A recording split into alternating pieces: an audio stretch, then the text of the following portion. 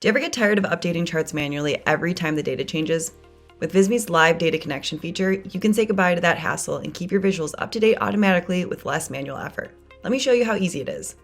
In the Visme dashboard, you can select a project template that will include charts and graphs to portray your data, or you can use one of Visme's existing charts and graph templates. Once you're inside the editor, the Data tab will have all of Visme's charts and graph options. Once you have a chart added to your project, click on it and watch the Data tab open to the left. Click Import Data at the top. You can connect directly to Google Sheets, Excel, or upload a CSV file. For this video, I'm going to use Google Sheet Import. I'm just going to copy and paste the shareable URL from Google for the sheet. I can also connect to Google Sheets by signing into my account right from within Visme.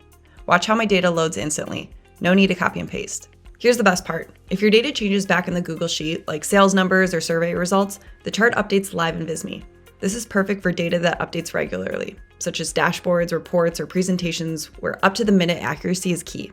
Give it a try with the spreadsheets you have in Excel online too.